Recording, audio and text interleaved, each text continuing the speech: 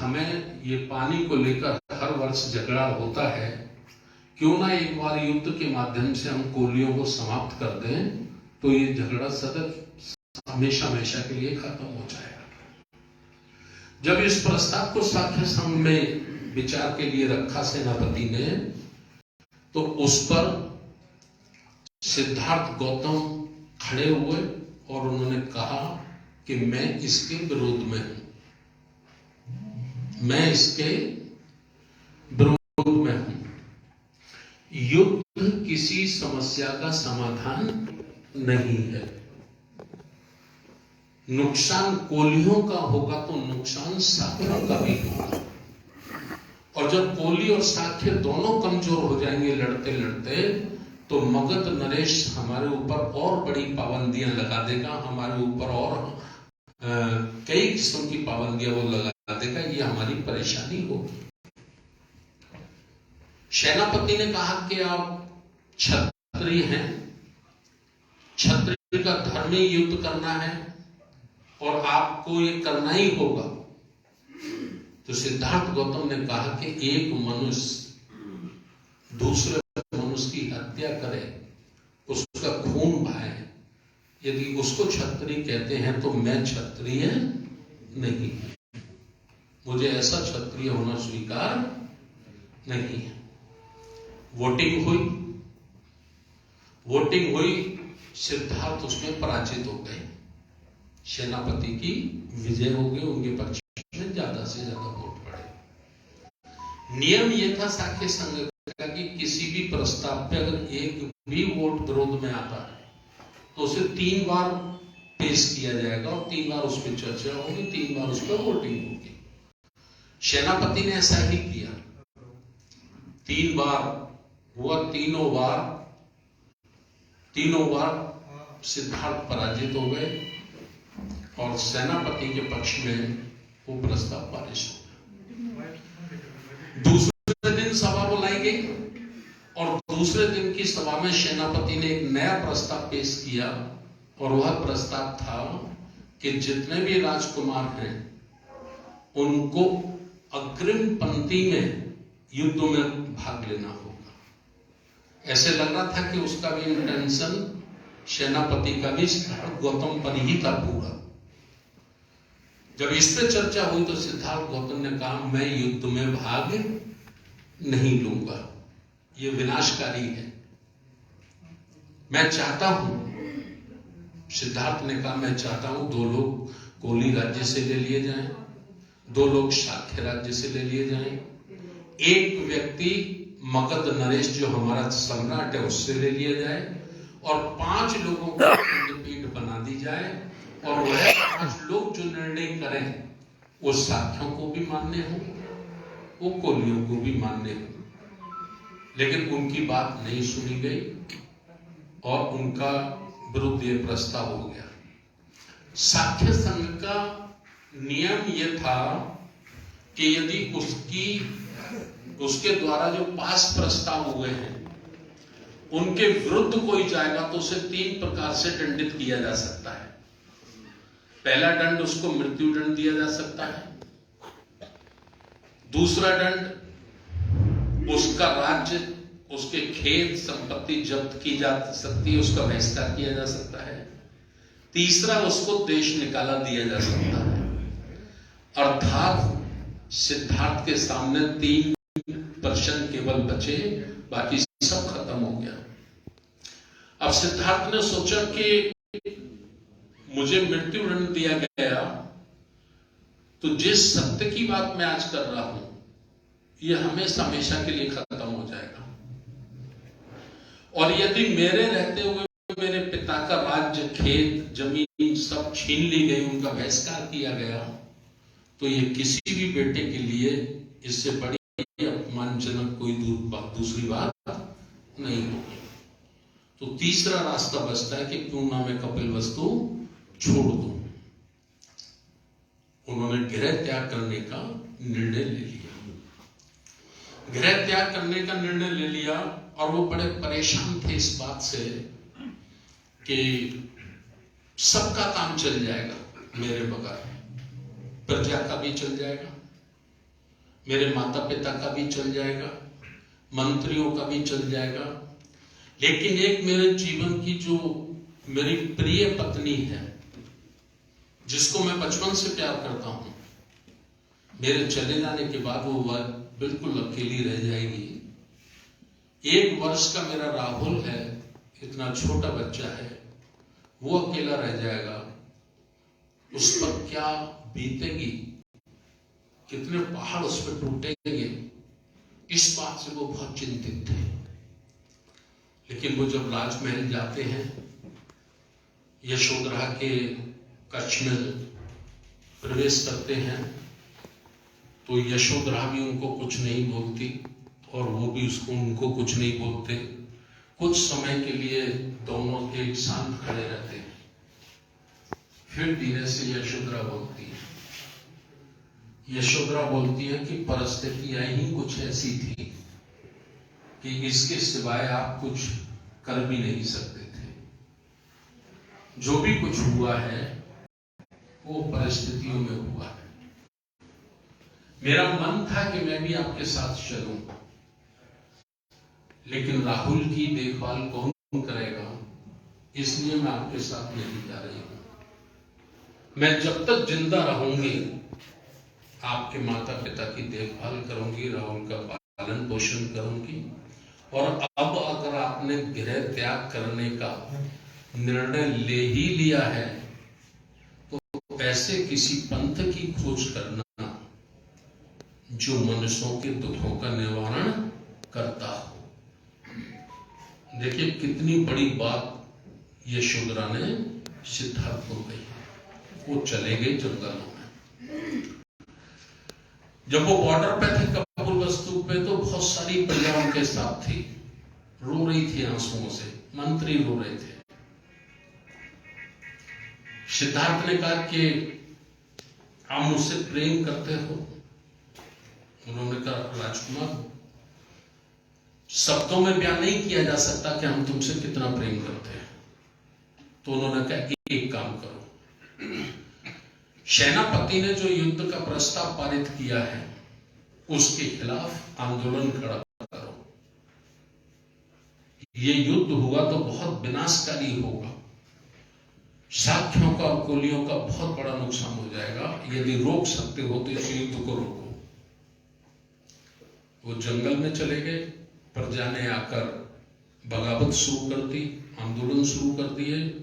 नतीजा ये हुआ कि सेनापति को दोबारा साख्य संघ की मीटिंग बुलानी पड़ी और उसमें ये निर्णय करना पड़ा कि भाई युद्ध नहीं करेंगे। और जैसा सिद्धार्थ का प्रस्ताव था कि 2 व्यक्ति कोली राज्य से लेने हैं, 2 साख्य से, 1 मगध नरेश से, उसको बढ़ा के किया भी 4 कोली राज्य से ले लेते हैं, 4 साख्य से ले लेते हैं, 2 मगध नरेश से ले लेते हैं, तो 10 की खंडपीठ बना देते हैं।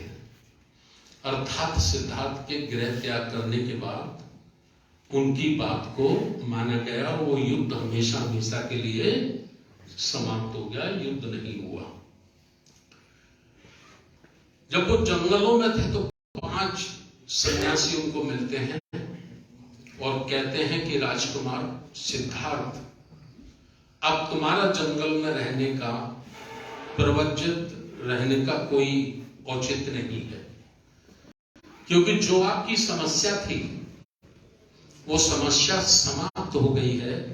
जैसा आप चाहते थे वैसा ही निर्णय साख्य संघ ने कर लिया है। तो सिद्धार्थ गौतम क्या कहते हैं? सिद्धार्थ गौतम कहते हैं कि ये सही है कि मैंने बड़ी छोटी समस्या के लिए घर छोड़ा था। वो केवल 2 राज्यों के बीच की झगड़ा था, एक नदी को लेकर झगड़ा था। लेकिन जब मैं घर छोड़ के निकला हूं और मैंने दुनिया को देखा है, तो आज मेरी समस्या ने बड़ा रूप ले लिया है। छोटी समस्या का समाधान तो हो गया, लेकिन बड़ी समस्या वर्ण व्यवस्था है, जाति व्यवस्था है, भेदभाव है, छुआछूत है, एक इंसान दूसरे इंसान से नफरत करता है, एक इंसान दूसरे इंसान का शोषण करता है, जब तक मैं इसका कारण और निवारण नहीं जान लेता तब तक मेरा महल लौटकर वापस जाना संभव नहीं है। ये निर्णय सिद्धार्थ लेते हैं। उनको बताया जाता है कि एक गुरु है, उनके पास चले जाइए। गुरु के पास जाते हैं, वो कहते हैं कि गुरुजी मुझे बताया गया है कि सब ईश्वर के कारण होता है, मैं जब तक ईश्वर से अपने प्रश्नों को हल नहीं करा लेता तब तक मैं घर नहीं जाऊंगा। तो उन्होंने बताया जल समाधि, तपस्या, उपासना, व्रत, जितने वो बताते गए बहुत जल्दी जल्दी सिद्धार्थ उसको करते चले गए। करने के बाद उनको उनके प्रश्नों का उत्तर नहीं मिला। जो गुरुजी थे वो भी हाथ जोड़कर खड़े हो गए कि सिद्धार्थ जितना हमने जाना था वो सब बता दिया, इससे आगे तो हमको भी मालूम नहीं है। उन्होंने फिर दूसरे गुरु का नाम लिया, दूसरे गुरु ने तीसरे गुरु का, चौथे गुरु का, पांचवें गुरु का, सातवें गुरु का, अनंत वो 8 गुरुओं के आश्रमों में रहे। जितने वेद, जितने पुराण, जितनी भी चीजें थी सबका उन्होंने अंत कर दिया, लेकिन उनको उनके प्रश्नों का उत्तर नहीं मिला। फिर वो बुद्ध गया चले गए। 6 बरस तक उन्होंने कठिन तपस्या की, हड्डी निकल आई उनका सब। कहानियों में आता है कि मरणावस्था में वो आ गए थे, निरंजरा नदी में स्नान करके निकले, सुजाता की खीर खा ली उन्होंने, व्रत तोड़ दिया। व्रत तोड़िया, जो 5 सन्यासी उनके साथ थे उनका बहिष्कार करके चले आए। उसके बाद 40-50 दिन का भोजन इकट्ठा करके पीपल के पेड़ के नीचे वो बैठे और बैसाखी की पूर्णिमा को आज से 2600 वर्ष पूर्व उनको बोधि प्राप्त हुई, ज्ञान प्राप्त हुआ। मैं अपनी बात यहां से शुरू कर रहा हूं।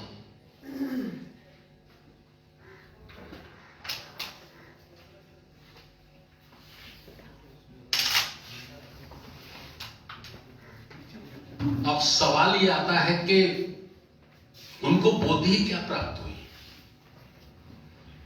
हमारे धम्माचार्य जी भी बताते हैं, हमारे भिक्षु भी हमें बताते हैं, लेकिन भारत की आबादी 140 करोड़ लोगों को आज तक हम ठीक से ये एक्सप्लेन नहीं कर पाए कि बुद्ध को जो बोधि प्राप्त हुई थी वो क्या थी। ये सबसे बड़ा कंफ्यूजन है। बोधि प्राप्त हुई, ज्ञान प्राप्त हुआ, केवल इतनी सी बात होती है, लेकिन उसको डिटेल में जाके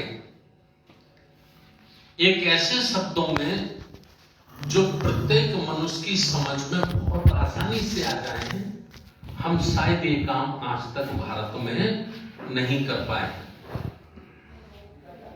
बोधि क्या प्राप्त हुई, मैं अपने शब्दों में बता रहा हूं।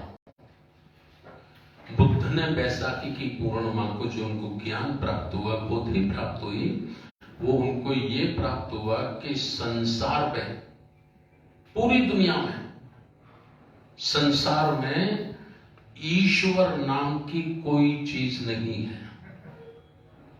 ईश्वर नाम की कोई चीज नहीं है। ये चंट, मुट्ठी भर चंट चालाक लोगों ने ईश्वर नाम का भूत खड़ा किया है और ये उस भूत को दिखा दिखाकर मजदूर, मेहनत करने वाले ईमानदार लोगों का शोषण करते हैं। ये बोधि प्राप्त बुद्ध को हुई। ईश्वर नाम की कोई चीज नहीं है। चंद मुट्ठी भर लोग ईश्वर का खौफ दिखाकर, भूत दिखाकर मेहनत मजदूरी करने वाले ईमानदार लोगों का शोषण करते हैं। इसको बुद्ध ने अपने शब्दों में कहा। बुद्ध ने अपने शब्दों में कैसे कहा? दुख है, दुख का कारण है, कारण का निवारण है, निवारण का मार्ग है। दुख है संसार में, ये सत्य है, इसे झुठलाया नहीं जा सकता। लेकिन दुख का कारण, बुद्ध ने कहा दुख का कारण है अविद्या, अज्ञान। जब तक मानव जाति को अविद्या से, अज्ञान से नहीं निकाला जा सकता, जब तक उसे प्रकाश में नहीं लाया जाएगा और उजाले में नहीं लाया जाएगा, वो दुखों के एक विशाल सागर में डूबा ही रहेगा, उसको निकालना है। अब बुद्ध ने बड़ा चिंतन किया। उनके इतिहास में आता है कि 7 दिन एक पैर पे खड़े रहे, फिर 7 दिन दूसरे पे खड़े रहे, 7 दिन ये करते रहे। वो क्या करते रहे? ये सोचते रहे कि जो सत्य मैंने जाना है, क्या लोग उस पर भरोसा करेंगे? पहली समस्या। क्योंकि ये अंधविश्वास, रूढ़िवाद, ईश्वरवाद जिन लोगों ने पैदा किया है, ये कोई मामूली लोग नहीं है, ये बड़े शातिर बुद्धिमान लोग हैं। बुद्धिमान होते मुकाबला किया जा सकता था, शातिर हैं, शातिर होते तो भी मुकाबला किया जा सकता था। बेईमान हैं, छल कपटी हैं, इनसे मैं अकेला मुकाबला नहीं कर सकता। तो क्या करना चाहिए? बुद्ध ने सोचा मुझे मेरे जैसे लोगों की एक सेना बनानी चाहिए। तो उन्होंने भिक्षु संघ का गठन किया। भिक्षु संघ का गठन किया और उसमें लंबी बात है, वो जब हम कहेंगे तो बहुत टाइम हो जाएगी, मैं शॉर्टकट करता हूं। 45 वर्ष बुद्ध के भिक्षु संघ के संघर्ष से हमें कुछ हासिल हुआ। क्या हासिल हुआ? जिस शूद्र वर्ग को शिक्षा, शस्त्र, राजपाट ग्रहण करने का अधिकार नहीं था, वो अधिकार प्राप्त हुआ और सबसे पहला शूद्र वर्ग का एक राजा बना बुद्ध की क्रांति के बाद, जिसे हम धनानंद कहते हैं, परमानंद भी कहते हैं। नाई समाज से था, जो चक्रवर्ती सम्राट बना। उसके बाद उनका भतीजा चंद्रगुप्त मौर्य, चंद्रगुप्त मौर्य के बाद बिंदुसार, बिंदुसार के पुत्र अशोक सम्राट ने जब धम्म की दीक्षा ग्रहण कर ली, तो उन्होंने समूचे जम्मू द्वीप को बुद्ध में बना दिया, बहुत लंबे समय तक। और वही शासन काल है जिसको ये कहा जाता है कि भारत विश्व गुरु था, भारत सोने की चिड़िया था। क्योंकि जो विश्वविद्यालय थे उस वक्त, वो केवल भारत में ही थे और कहीं नहीं थे। इसलिए दुनिया के लोग टेक्नोलॉजी सीखने के लिए, विद्या सीखने के लिए, ज्ञान सीखने के लिए नालंदा, तक्षशिला, विक्रमशिला, इन विश्वविद्यालयों में आते थे। तो इसको विश्व गुरु कहने का दर्जा मिला। और बड़ा स्वर्ण काल जिसे कहा गया है ना, स्वर्ण काल था। सोने की चिड़िया हमारे देश को कहा जाता था, दूध दही की गंगा बहने वाला हमारे देश को कहा जाता था। ये वही काल था जिसको मौर्य काल कहा गया है। लेकिन इतिहास में घटना होती है, और वो घटना होती है पुष्पमित्र शुंग की। बौद्धों के अंतिम सम्राट बृहदत्त की वो हत्या कर देता है। उनका सेनापति था, ब्राह्मण था, और हत्या करके शासन अपने हाथ में ले लेता है। और शासन अपने हाथ में लेकर वो इसको समूल रूप से नष्ट करता है। एक बात और हमारे सामने आती है, पहले ऐसा होता था कि कोई ताकतवर व्यक्ति छल कपट धोखे से किसी की हत्या कर देता था, शासन अपने हाथ में ले लेता था। लेकिन वो शासन तक सीमित रहता था, प्रजा से उसका कोई लेना देना नहीं था। लेकिन पुष्पमित्र शुंग की क्रांति में ये सब बातें नहीं है। पुष्पमित्र शुंग की क्रांति के बाद जब वो राजा बन जाता है, तो सबसे पहला आदेश जो जारी करता है, शासना आदेश जो जारी करता है वो होता है कि एक भिक्षु का सर कत्ल करने पर 100 सोने की दीनार इनाम दी जाएंगे, शर्फियां इनाम दी जाएंगी, सोने की मोहर इनाम दी जाएंगी। यह घटना में पहली बार आपको देखने मिलेगा। इसका मतलब उसने जो शासन सत्ता अपने हाथ में ली वो शासन करने के लिए नहीं, बल्कि बौद्धों की श्रमण संस्कृति को समाप्त करने के लिए उसने ये काम किया और ये कर दिया। और उसी के बाद मनुस्मृति बनी। मनुस्मृति में ये विशेष ध्यान रखा गया कि भाई वर्ण तो पहले भी थे, जातियां तो पहले भी थी, लेकिन सिद्धार्थ गौतम को, बुद्ध को ऐसी क्या शक्तियां प्राप्त हो गई कि उन्होंने इन लोगों में भाईचारा पैदा कर दिया, इनको संगठित कर दिया, जातियों में बटे हुए लोगों को एक जगह इकट्ठा कर दिया, जिसके कारण हमारे राजपाट चले गए, हमारी संस्कृति नष्ट हो गई। तो उन्होंने देखा कि लिखित कोई दस्तावेज नहीं था, लिखित कोई दस्तावेज नहीं था, इसलिए फिर मनुस्मृति को एक लिखित संविधान के रूप में और कड़ा किया गया और ताकतवर किया गया। और उसके बाद ये चलता रहा। इसके विरुद्ध अनेक हमारे महापुरुषों ने, आज से 600 वर्ष पहले संत रविदास ने, संत कबीर ने, साहू, फूले, 150 करीब ऐसे महापुरुष हैं जिन्होंने सदैव इस व्यवस्था का विरोध किया है, इस व्यवस्था को कभी स्वीकार नहीं किया। लेकिन चलते चलते चलते चलते बाबा साहब डॉक्टर अंबेडकर पैदा हो गए हमारे बीच में, और उधर आजादी की लड़ाई शुरू हो गई। आजादी की लड़ाई शुरू हो गई और उधर डॉक्टर अंबेडकर आ गए। तो बाबा साहब ने फिर वहां अपना मेहनत की, और मेहनत करने के बाद उन्होंने सारी बातें अंग्रेजी हुकूमत के समक्ष रखी। वो सब बातें सामने आई, लंबी कहानी है, उसे बहुत छोटे में नहीं समझाया जा सकता। लेकिन जब बाबा साहब डॉक्टर अंबेडकर को संविधान बनाने का मौका मिला, तो संविधान में पूर्णतः बुद्ध धम्म की जो सोच है, बुद्ध धम्म की जो शिक्षाएं हैं, वो बाबा साहब ने संविधान में ला दी। हम एक नारा लगाते हैं कि भारत को बौद्धमय बनाना है। इस पर हम चिंतन नहीं करते कभी कि कैसे बनाना है और कितना बन गया है। हमने इसका चिंतन किया बड़ी गहराई से। तो भारत को कानूनन बौद्ध राष्ट्र बना दिया गया है। आज भारत कानूनन बौद्ध राष्ट्र है। कैसे बौद्ध राष्ट्र है?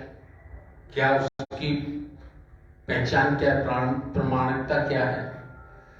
किसी भी राष्ट्र की 5 पहचान होती है। पहली पहचान उसका ध्वज, उसका झंडा। दूसरी पहचान उसका संविधान। तीसरी पहचान उसका प्रतीक चिन्ह। चौथी पहचान उसकी मुद्रा, उसकी करेंसी। 5वीं पहचान उसका राजा, उस पर राज करने वाला, शासन चलाने वाला शासक। ये 5 बातें किसी भी राष्ट्र की पहचान होती है। अब हम जब गंभीरता से चिंतन करते हैं तो हम अपने देश के राष्ट्रीय ध्वज को देखते हैं, तो उसमें जो धम्म चक्र है वो क्या है? अशोक सम्राट के शासन का प्रतीक चिन्ह है ना? तो हमारे राष्ट्रीय ध्वज को बुद्धिस्ट बना दिया बाबा साहब ने, धम्म चक्र देकर उसको। ठीक। दूसरा संविधान। संविधान की प्रस्तावना में जो लिखा है उसी में बुद्धिज्म है। समता, स्वतंत्रता, वंध्यता, न्याय पर आधारित सामाजिक व्यवस्था, यही बुद्ध का धम्म का मूल मंत्र है। 2 काम हो गए। तीसरा, हमारी मोहर, जो मोहर लगती है, जैसे सुप्रीम कोर्ट की मोहर लगती है, हाई कोर्ट की मोहर लगती है, यानी तरह में मोहर लगती है, तो उस पर अशोक स्तंभ बना होता है कि नहीं? ये किस शासनकाल की मोहर है? हम इसका अध्ययन करेंगे तो पहुंचेंगे ये मौर्य शासनकाल की मोहर है। ठीक है ना? जयते ये श्लोकन भी अशोक सम्राट के शासनकाल का है। चौथा, हमारा जो रुपया है, करेंसी जो चलती है, बाप बड़ा ना भैया, सबसे बड़ा रुपया जो हम लोग कहते हैं, इस पे किसकी मोहर है? 1970 तक के आप नोट उठा के देख लीजिए, 1970 तक के आप सिक्के उठा के देख लीजिए, उसमें कहीं गांधी जी नहीं थे। ये चैलेंज कर रहा हूं।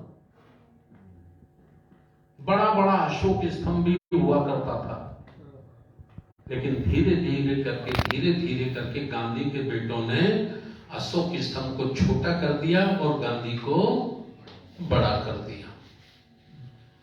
एक आदमी ने आरटीआई लगाकर पूछा था आरबीआई के डायरेक्टर से कि भाई ये गांधी जी जो नोट में आए हैं ये कैसे आ गए,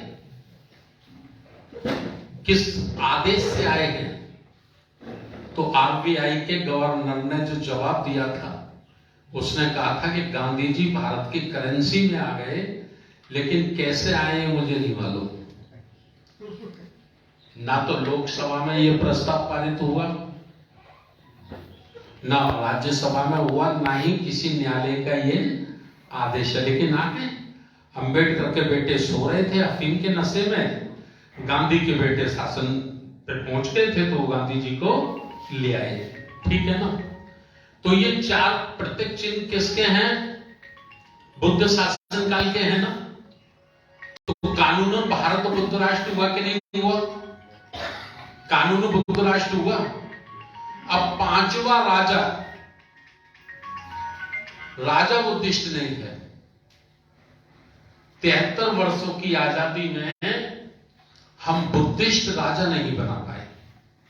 क्यों नहीं बना पाए? क्योंकि हम बुद्धिस्ट समाज नहीं बना पाए।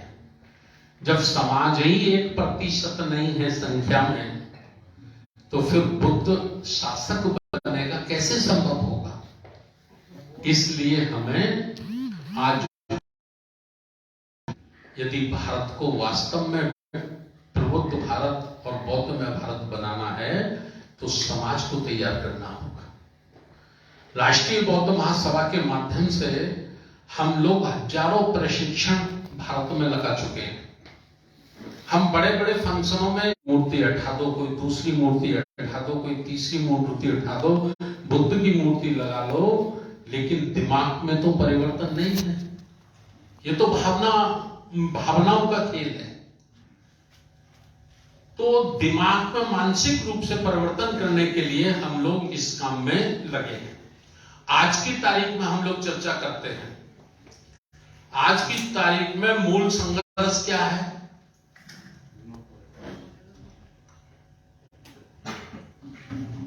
भारत में मूल संघर्ष दो विचारधाराओं के बीच में है। एक विचारधारा है श्रमण संस्कृति, जिसका बुद्ध ने निर्माण किया था, और उसका नया नाम है अम्बेडकरवाद, जिसको हम अम्बेडकरवाद कहते हैं। दूसरी है ब्राह्मण संस्कृति, जिसका नया नाम है मनुवाद। राजपाट की लड़ाई सेकेंड है, दूसरे नंबर पे है, पहले नंबर पे नहीं है। तो पहले नंबर पे क्या है? पहले नंबर पे है दो संस्कृतियों का, यानी दो विचारधाराओं के बीच में संघर्ष। अब हम काम की बात करते हैं। ये अभी तक हम जो बात कर रहे थे, ये बता रहे थे कि ये बीमारी है साहब, ये बीमारी है साहब, ये बीमारी है। इलाज क्या है? 70 वर्षों में हम जैसे लोगों ने बहुत सारा काम किया, सिर्फ बीमारी बताई, इलाज नहीं बताया। इलाज क्या है? अब इसका हम परीक्षण करते हैं। ब्राह्मण संस्कृति जिसकी संख्या लगभग पूरे देश में 2.5-3% है, इससे ज्यादा नहीं है। ठीक है, 2.5-3% संख्या वाले लोग, 3% संख्या वाले लोग 97% संख्या वाले समाज पे हुकूमत करते हैं, डायरेक्ट और इनडायरेक्ट। डायरेक्ट भी करते हैं और इनडायरेक्ट भी करते हैं। तो संस्कृति को भारत में कौन मजबूत कर रहा है? कौन मजबूत कर रहा है? देखिए, मैं कांशीराम साहब का चेला हूं। काशीराम जी मेरे गुरु हैं। काशीराम साहब कहते थे, जिस समाज आंदोलन नहीं कर सकता, तो हमें दोस्त और दुश्मन की पहचान करना हमारे जीवन में बहुत ज्यादा जरूरी है। तो इस संस्कृति को कौन भारत में फलीभूत कर रहा है? ब्राह्मण संस्कृति को, ब्राह्मण। लेकिन आज ब्राह्मण अकेला नहीं है। उसने बुद्ध की शिक्षाओं को चुराया, भिक्षु संघ की शिक्षाओं को चुराया और चुराकर एक संघ बनाया। एक संघ बनाया जिसका नाम है राष्ट्रीय स्वयंसेवक संघ, RSS। और इस काम को किए हुए 95 वर्ष हो गए। ठीक, RSS का संकल्प क्या है? RSS का संकल्प है पुनः भारत को ब्राह्मण संस्कृति अर्थात मनुस्मृति का देश बनाना। ये उनका संकल्प है। ठीक, एक संघ उनका बन गया। अब उस संघ की ताकत क्या है? उस संघ की ताकत है 2 लाख ब्राह्मणों के लड़कों ने अविवाहित रहकर अपने जीवन को डोनेट किया है, समर्पित किया RSS में। कितने लोग लड़कों ने? 2 लाख लड़कों ने। ये उनकी शक्ति है। तीसरी शक्ति क्या है? 50 लाख उनके सदस्य भारत में। ये तीसरी शक्ति है। चौथी शक्ति क्या है? चौथी शक्ति है भारत के मीडिया पर 100% कब्जा। मीडिया एक बहुत बड़ी ताकत होती है, बहुत बड़ी शक्ति मीडिया होती है। तो 100% मीडिया पे उनका कब्जा है कि नहीं है? टीवी हो, टेलीविजन हो, रेडियो हो, अखबार हो, है ना? पांचवी शक्ति क्या है? धन संपदा। टाटा, अडानी, अंबानी जैसे उद्योगपति लोग अपनी इनकम का 10% भाग RSS को देते हैं कि हमारे पुराने वैभव को वापस लाओ। अर्थात जो हमारा प्राचीन काल में जो ब्राह्मणों का शासन था उसको वापस लाओ, उसके लिए देते हैं। एक बार जी न्यूज पे आप लोग सुने होंगे, पढ़े होंगे, देखे होंगे, 4 मंदिरों की इनकम जी न्यूज ने बताई थी, व्हाट्सएप पे बहुत घूमी है। 4 मंदिरों की इनकम भारत के खजाने के मुकाबले पे है। कितने मंदिरों की इनकम? और देश में कितने मंदिर हैं? 5 लाख। 5 लाख मंदिर हैं। इन मंदिरों में जो धन जाता है, ये किसका जाता है? ये इस देश के OBC, SC और ST समाज के लोगों का जाता है। और इस धन का इस्तेमाल क्या होता है? इस धन का इस्तेमाल होता है SC, ST, OBC के बच्चों को गुलाम बनाना। समझ रहे हैं आप लोग? 5वीं ताकत, 6वीं ताकत क्या है उनकी? भारत की जितनी संवैधानिक कुर्सियां हैं, जितनी संवैधानिक कुर्सियां हैं, संवैधानिक ताकत है, सब पर उनका कब्जा है कि नहीं? गांव के सरपंच से लेकर राष्ट्रपति भवन तक उन्होंने कब्जा कर लिया है। ये उनके पास ताकत है। एक पक्ष की ताकत मैंने आपको बताई है। दूसरा पक्ष जिसको हम अम्बेडकरवाद कहते हैं, फुले साहब अम्बेडकर की मूवमेंट कहते हैं, बुद्ध की मूवमेंट कहते हैं, उनके पास क्या ताकत है? आज उनके पास 3 बड़ी ताकतें हैं जिसका हमको बोध नहीं है, ज्ञान नहीं है। वो बड़ी 3 ताकतें, सबसे बड़ी ताकत है हमारा लोकतंत्र। हमारे पास आज क्या है? लोकतंत्र है।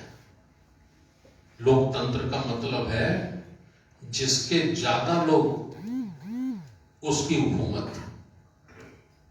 तो ज्यादा लोग किसके हैं? SC ST OBC के। इनकी संख्या लगभग भारत में 100 करोड़ है। 100 करोड़ ये लोग ना कभी हिंदू थे, ना हिंदू हैं, और ना दुनिया की कोई ताकत इन्हें हिंदू साबित कर सकती है। ठीक, पहली ताकत। दूसरी ताकत क्या है हमारी? दूसरी ताकत है इस देश का संविधान। संविधान। मैं जो बेबाक बोल पा रहा हूं और आप जो मेरी बात को सुन पा रहे हैं, ये शक्ति कौन देता है? ये ताकत कौन देता है? संविधान। ये हमारी दूसरी ताकत है। और तीसरी ताकत क्या है हमारी? वोट। वोट की ताकत तीसरी हमारे पास ये 3 ताकतें जिनका हमको ज्ञान नहीं है, ठीक से जिनकी हमें समझ नहीं है। तो हमें करना क्या है? हमें जो करना है वो सबसे पहले हमको संविधान को मजबूत करना है, लोकतंत्र को मजबूत करना है।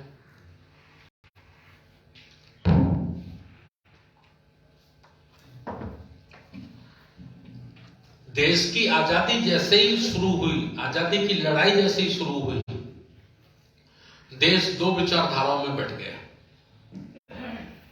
एक विचारधारा थी कि लोग चाहते थे हमारा देश आजाद हो, ठीक, और कुछ मुट्ठी भर लोग थे जो चाहते थे देश आजाद नहीं हो, केवल अंग्रेज चले जाएं,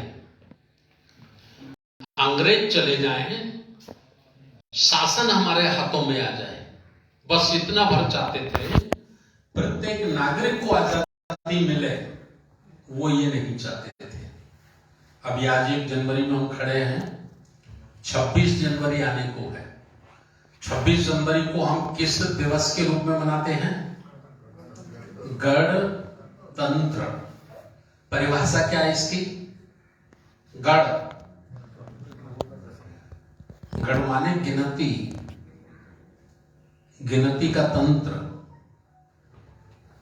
26 जनवरी 1950 से इस देश के SC ST OBC की गिनती इंसानों में शुरू हो गई। ये अधिकार संविधान ने दे दिया। 26 जनवरी 1950 से ये बहुजन समाज, जैसे पूर्व में सूत्र कहा गया है, इनकी गिनती जानवरों में भी नहीं होती थी, ठीक। इसलिए गणतंत्र हुआ, और उस गणतंत्र का पहला चुनाव 1952 में हुआ। जो लड़ाई भेदभाव के विरुद्ध बाबा साहब डॉक्टर अंबेडकर ने लड़ी भारत में, वही लड़ाई दक्षिण अफ्रीका में नेशनल मंडेला ने लड़ी। नेशनल मंडेला का नाम तो सुने होंगे आप लोग, सुना है ना? मां गोरे और काले का युद्ध था, या ब्राह्मण संस्कृति और श्रमण संस्कृति का युद्ध था। देखिए, बहुत बड़ी बात मैं आपको बता रहा हूं आज। 27 वर्ष नेशनल मंडेला जेल में रहे। वहां की सरकार को झुकना पड़ा और नेशनल मंडेला की बातें माननी पड़ी।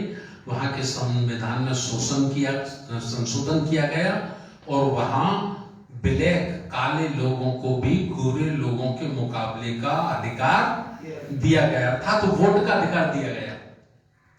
इतिहास गवाह है, दक्षिण अफ्रीका के लोगों को पहली बार वोट देने का अधिकार मिला, पहली बार। और पहली बार में उन्होंने इतना वोट दिया, इतना वोट दिया, इतना संगठित होकर वोट दिया कि उन्होंने नेल्सन मंडेला को उस देश का राष्ट्रपति बना दिया। गलत कर रहा हूं मैं? ऐतिहासिक तथ्य मैं आपको बता रहा हूं। और हम तो पिछले 70 वर्षों से वोट दे रहे हैं। हमारी हैसियत क्या है? कुछ है? तो ये सब काम हमको करना होगा। जैसे जैसे आजादी की बातें शुरू हुई, वैसे ही वैसे आजादी को फेल करने का भी काम शुरू हो गया। कैसे शुरू हुआ? अब मैं ये आपको बता रहा हूं, ध्यानपूर्वक सुनिए मेरी बात को। 5 बजने को मैं जल्दी खत्म करूंगा। लोकतंत्र हासिल हुआ हमें, यानी प्रत्येक व्यक्ति को समान रूप से अधिकार। संविधान को उसमें संविधान की धारा 13 और संविधान की धारा 17 आप पढ़ेंगे तो स्पष्ट हो जाएगा। धारा 13 में क्या लिखा गया है? संविधान की धारा 13 में लिखा है, प्राचीन काल की सारी मान्यताएं शून्य घोषित की जाती हैं। बात समझ रहे हैं आप लोग? प्राचीन काल की सारी परंपराएं, सारी मान्यताएं शून्य घोषित की जाती हैं, अर्थात वेद, पुराण, मनुस्मृति के द्वारा बनाए गए सारे कानून निरस्त किए जाते हैं, खारिज किए जाते हैं। ये लिखा था संविधान में। संविधान की धारा 17 क्या लिखती है? संविधान की धारा 17 लिखती है, समान रूप से भारत के सभी नागरिक समान होंगे और अवसर की समानता सबके लिए बराबर होगी। यानी एक भेड़ चराने वाले का, बकरी चराने वाले का, भैंस चराने वाले का, ठेल लगाने वाले का बेटा भी कलेक्टर बनने के कंपटीशन में बैठ सकता है, और कंपटीशन उसने पास कर दिया तो वो कलेक्टर भी बन सकता है। ये आया ना?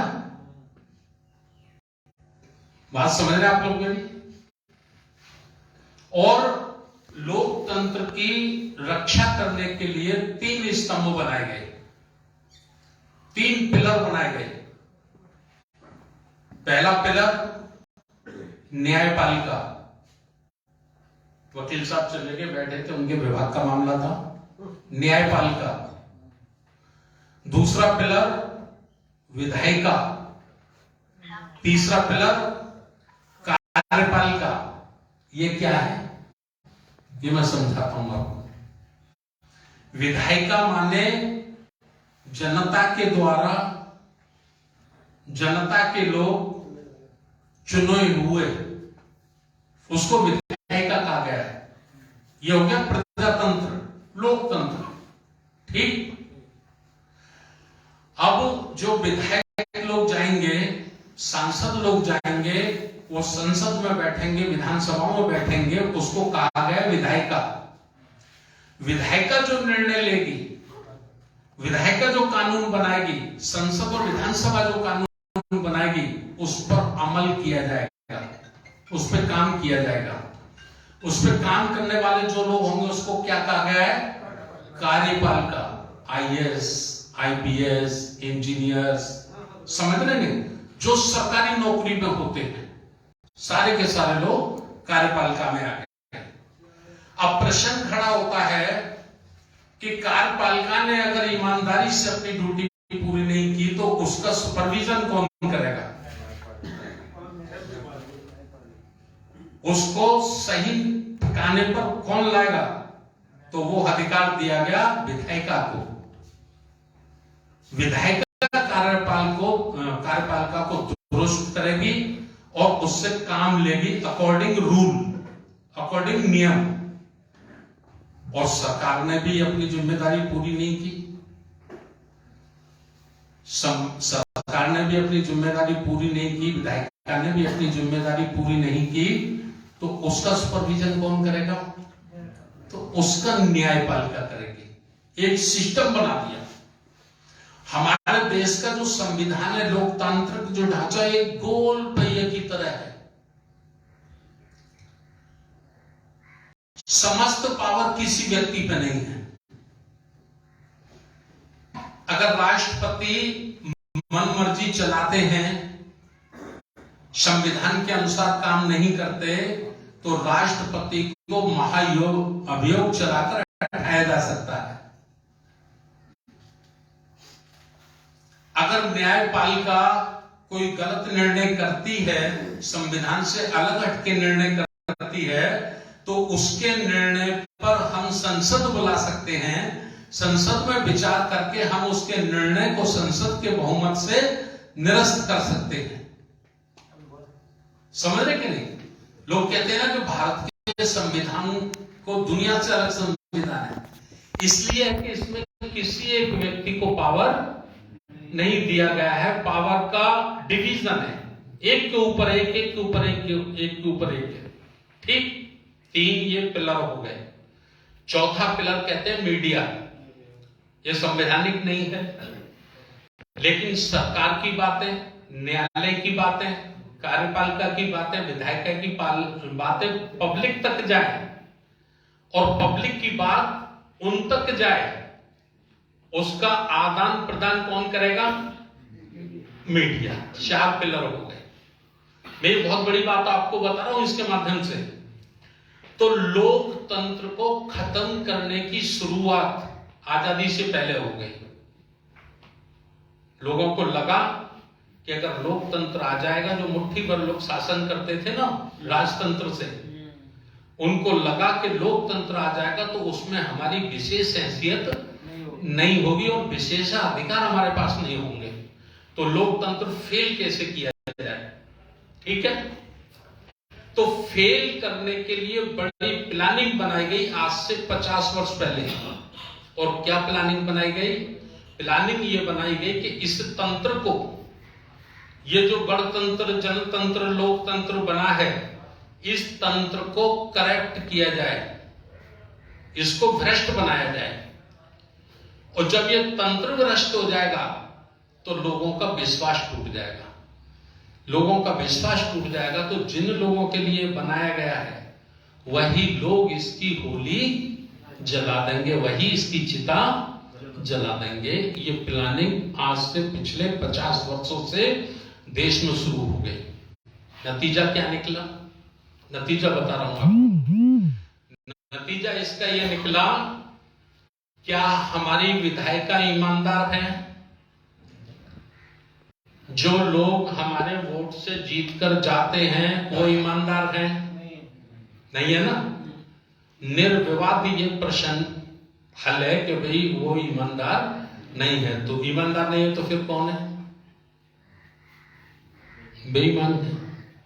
ठीक, क्या हमारी कार्यपालिका ईमानदार है? नहीं है ना? चलिए, न्यायपालिका के लिए मैं नहीं कहना चाहता क्योंकि संविधान मुझे इजाजत नहीं देता। बात समझ रहे कि नहीं आप? चलिए, मीडिया, मैं बड़े दावे से कह सकता हूं कि दुनिया में अगर कहीं सबसे ज्यादा बेईमान मीडिया है तो उस देश का नाम भारत है। 3 चीजें हो गई। आपको, आपने इसका समर्थन किया, आपने कहा ये बातें सही है। अच्छा, चौथी, प्रजा। प्रजा ईमानदार है? प्रजा ईमानदार है? कोई एक व्यक्ति जिसने अपना पूरा जीवन समाज और देश के लिए समर्पित कर दिया हो, वो केवल निर्धन हो, गरीब हो, उस पर पैसा नहीं हो, चुनाव लड़ सकता है? एमपी बन सकता है? नहीं बन सकता ना। तो ये भ्रष्टाचार था नहीं, कराया गया है। एक प्लानिंग है ये। और जिनकी ये प्लानिंग है वही आज कह रहे हैं कि हमें ये संविधान नहीं चाहिए। हमें क्या चाहिए? हमें हिंदू राष्ट्र चाहिए। अब हिंदू राष्ट्र का मतलब है उसके लिए एक राजा का होना, लोकतंत्र होना नहीं, एक राजा का होना। एक राजा होगा, लंगड़ा हो, लूला हो, अधर्मी हो, कैरेक्टर लूज हो, चाहे जितनी उसमें बुराइयां हो, जो ऊपर वाला चाहेगा, ऊपर वाले मतलब वो ऊपर वाला नहीं, वो भी मान लो सिस्टम में ऊपर वाला जिसको चाहेगा उसको बिठा देगा और उसकी आड़ में हुकूमत वो करेगा। ठीक, हुकूमत करने के लिए एक संविधान चाहिए, तो ये संविधान तो उनको पसंद नहीं, तो कौन सा संविधान आएगा? मनुस्मृति आएगी या मनुस्मृति जैसा कोई दूसरा आएगा? समझ गए? मैं बड़ी बातें आपको सामने रख रहा हूं आज। तो आज वक्त है समय के रहते हमें समाज को तैयार करना है। अकेले अंबेडकर अनुयायियों से काम नहीं चलेगा, हमें ओबीसी को तैयार करना है, जिसकी संख्या देश में 100 में से 52% है। यदि वो आपके साथ नहीं है तो आपका आंदोलन कामयाब नहीं हो सकता। समझ रहे कि नहीं? अंबेडकर ने शेड्यूल कास्ट में भी हमें जातियों को खत्म करना होगा। अगर हम जाति पे काम करते हैं तो हम अपने दुश्मन के लिए काम करते हैं, हम अपने लिए काम नहीं करते हैं, क्योंकि हमारा दुश्मन चाहता ही है कि जाति कभी खत्म ना हो। जाति अगर खत्म हो गई तो मेरी संस्कृति, मेरा मिशन कमजोर पड़ जाएगा। तो इसके लिए करना क्या है? इसके लिए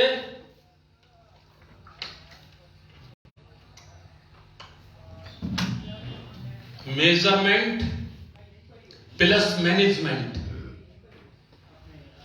इसकी हिंदी है पहले नाप तोल करो फिर उसका प्रबंध करो। तो मेजरमेंट प्लस मैनेजमेंट, पहले सबसे यह सोचो कि आपका संघर्ष किससे है आज की तारीख में। आपकी लड़ाई किससे है? आपकी लड़ाई उससे है जो इस देश को लोग हिंदू राष्ट्र बनाना चाहता है, उसी से लड़ाई है ना। जो इस देश के संविधान को बदलना चाहता है उससे लड़ाई है ना। तो वो कौन है? वो है आरएसएस। सभी जुर्मों की, सभी चोरों की जननी कौन है? वहीं से ये सारे काम शुरू होते हैं। अब ये देखिए आरएसएस का दायरा क्या है, उसका क्षेत्रफल क्या है, कार्य क्षेत्रफल क्या है? केवल महाराष्ट्र है क्या? केवल नागपुर है क्या? ऑल ओवर इंडिया है ना? तो आपका संघर्ष आरएसएस से है और वो भारत के कोने कोने में, गांव गांव में, मोहल्ले मोहल्ले में पहुंची हुई। 65,000 शाखाएं उनकी प्रत्येक दिन लगती हैं। लगती कि नहीं लगती? है ना? तो उससे मुकाबला करने के लिए आपको भी अपना संगठन, कैडर बेस का संगठन, अनुशासित लोगों का संगठन, मिशनरी लोगों का संगठन। मिशनरी में 2 भाषाएं हैं, दोनों एक जैसा भाषण देते हैं, लेकिन पहले में बाद में मिशन। एक इस सोच का व्यक्ति है, एक इस सोच का व्यक्ति है कि मैं रहूं ना रहूं लेकिन मेरा मिशन होना चाहिए। 2 सोच के व्यक्ति। तो इस तरह से, बस खत्म कर रहा हूं अभी, इस तरह से हम लोगों को करना है। तो हमने राष्ट्रीय बौद्ध महासभा ने पहले एक डिजाइन किया है पूरे देश का। 7 अक्टूबर 2007 को हमने राष्ट्रीय बौद्ध महासभा बनाई और 2015 तक मैं एमएलसी था। मैं एमएलसी रहते हुए 5-5 राज्यों का मैं प्रभारी था। 5-5 राज्यों का प्रभारी रहते हुए हमने ये फाउंडेशन डालना शुरू किया, अंदर ही अंदर फाउंडेशन डालना शुरू किया और 37 राज्य हैं हमारे देश में, 768 जिले हैं।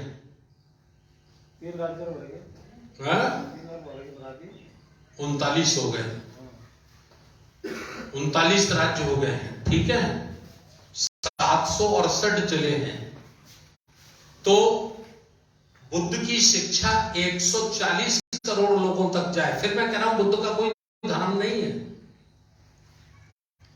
बुद्ध की केवल शिक्षा है। उस शिक्षा को अगर मुसलमान स्वीकार करता है तो वो अपने को सुखी बनाएगा, अपने समाज को सुखी बनाएगा। उसको अगर ईसाई स्वीकार करता है तो ईसाई स्वयं को सुखी बनाएगा, अपने समाज को सुखी बनाएगा। अगर उसको ब्राह्मण भी स्वीकार करता है तो ब्राह्मण भी स्वयं को सुखी बनाएगा और अपने समाज को सुखी बनाएगा। बुद्ध का धम्म कोई धर्म नहीं है।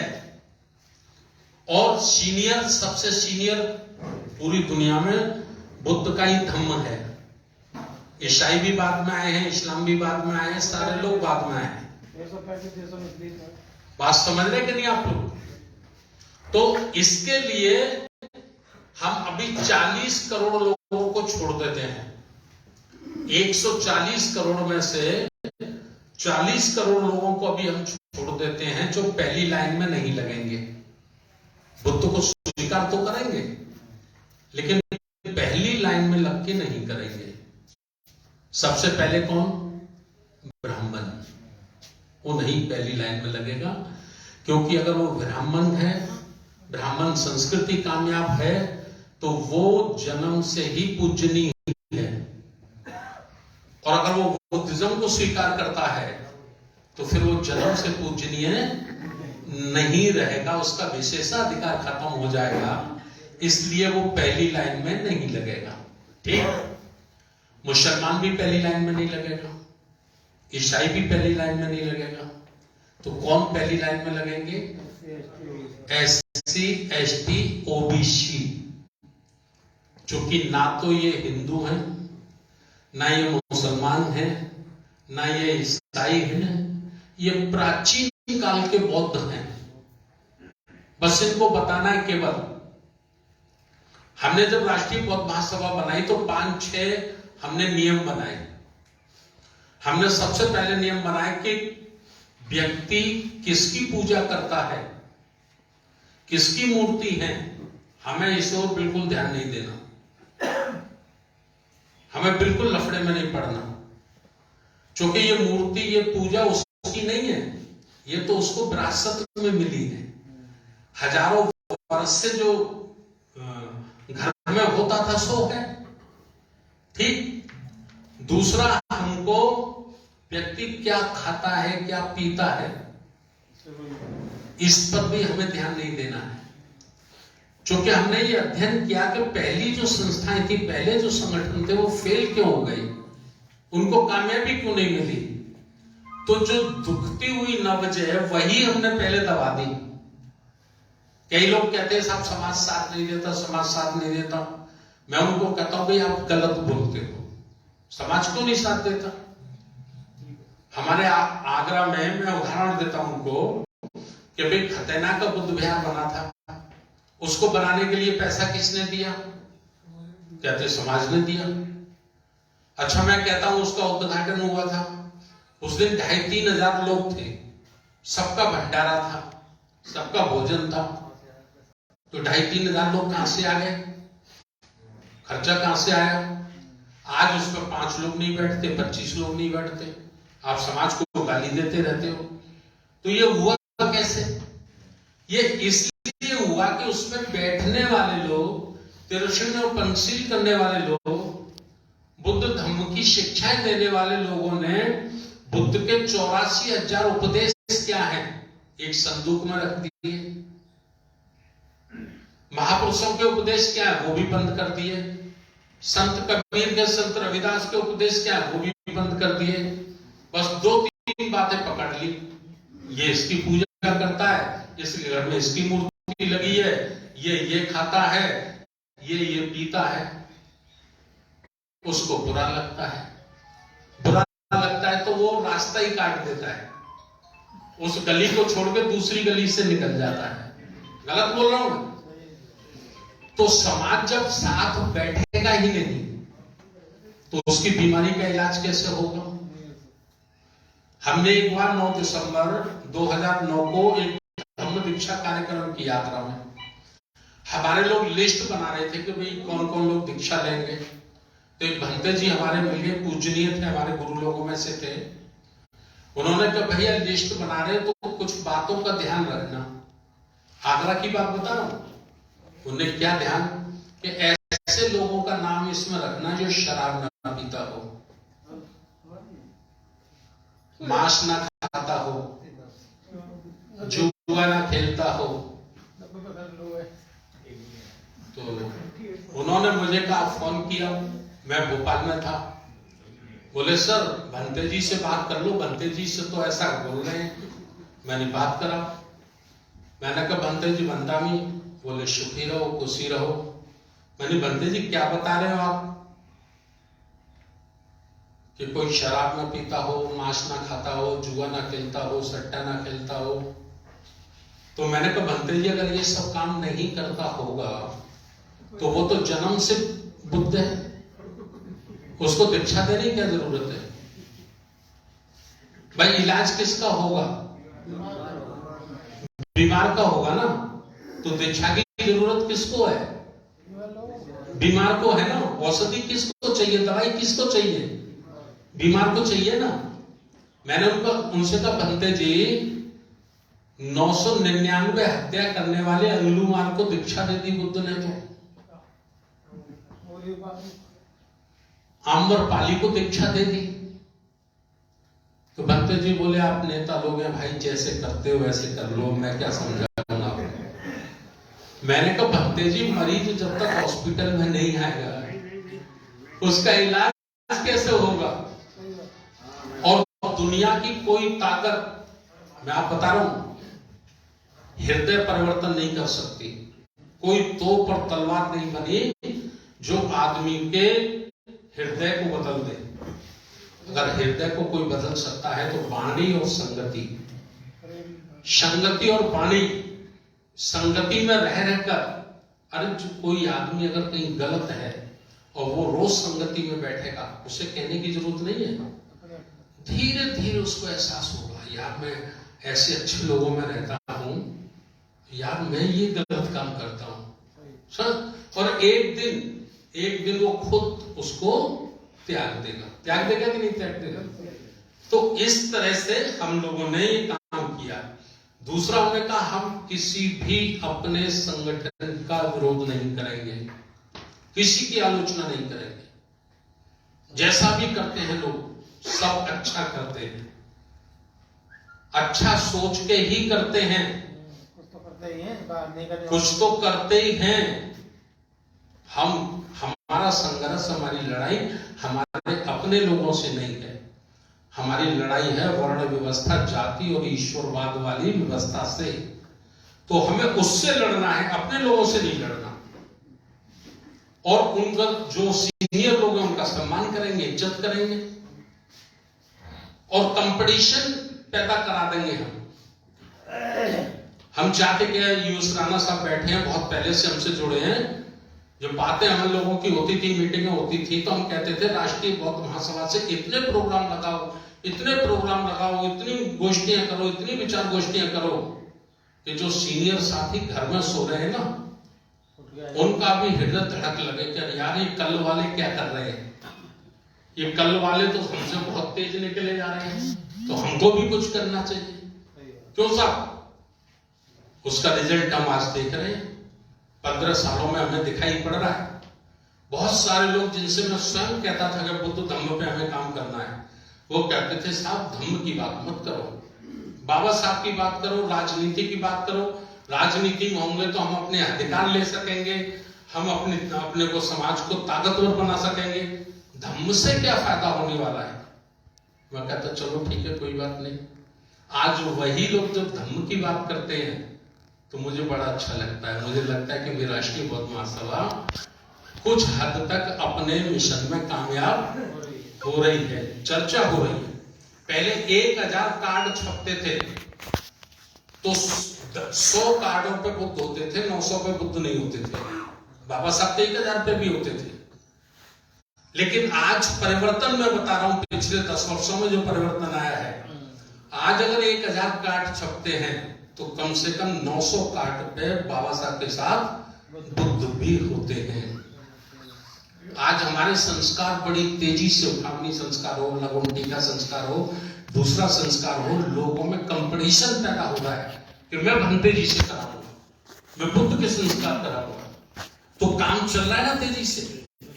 तो ये सब हम लोगों को करना है। अंत में मैं एक निवेदन करके 18 मार्च 2023 को आगरा में धम्म सेवक संघ का प्रथम अधिवेशन है। धम्म सेवक संघ, हमने एक नए संगठन का निर्माण किया है।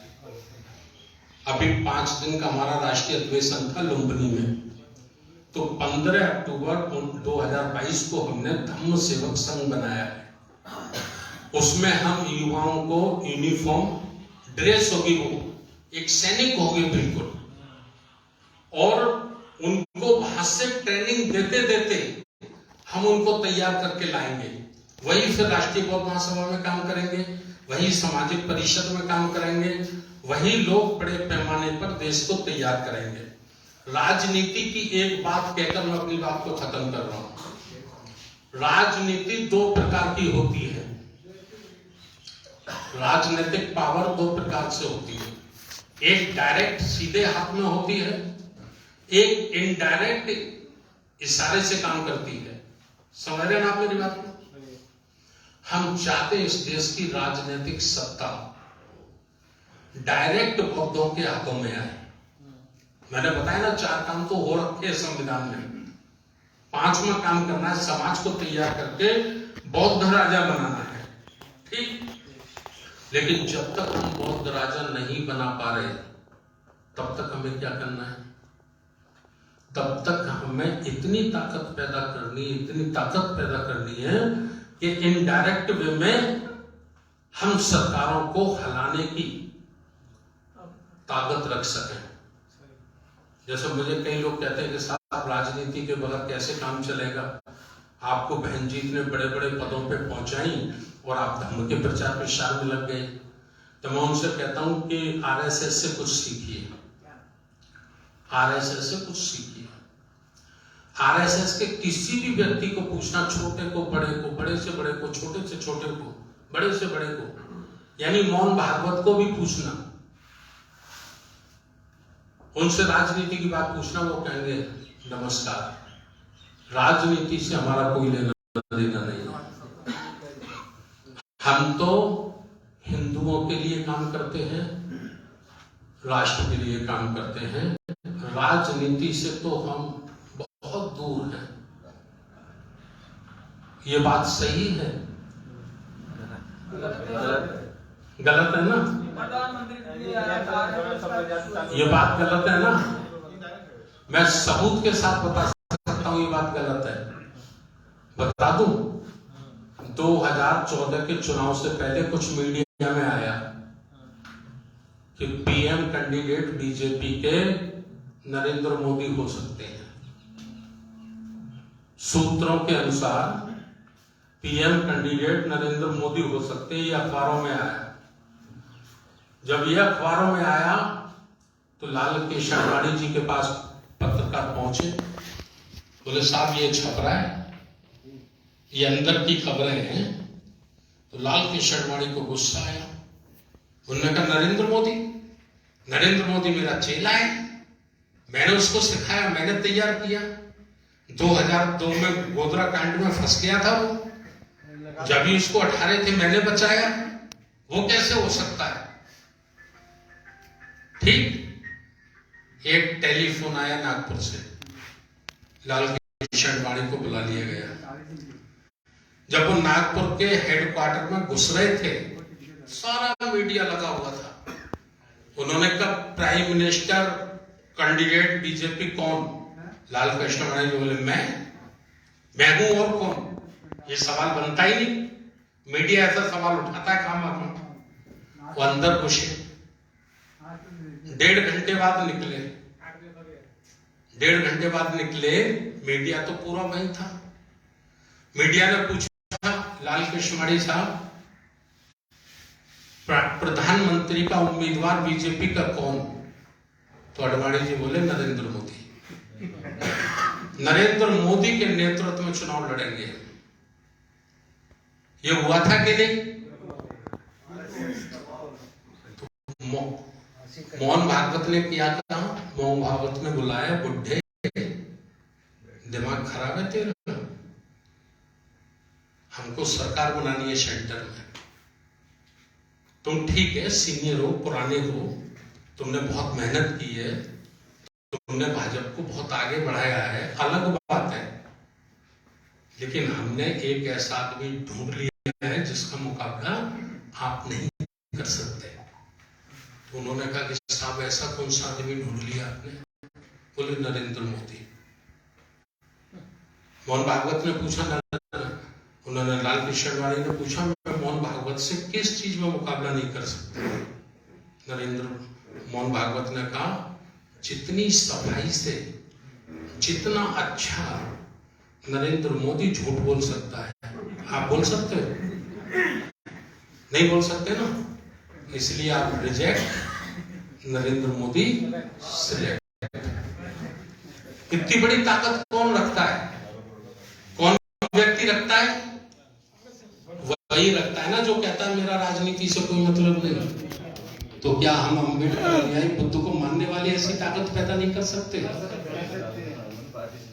कर सकते हैं कि नहीं कर सकते हैं? करनी ही पड़ेगी, ऐसी ताकत पैदा करनी ही पड़ेगी। हम राजनीति में नहीं होंगे, हम राजनीति में नहीं होंगे, लेकिन हमारी मर्जी के बगैर भी कोई राजनीति में कामयाब नहीं होगा। ऐसी शक्ति समाज की बना के तैयार करनी होगी। तो ये मैंने सारी बातें आप लोगों के बीच में रखी हैं और मैं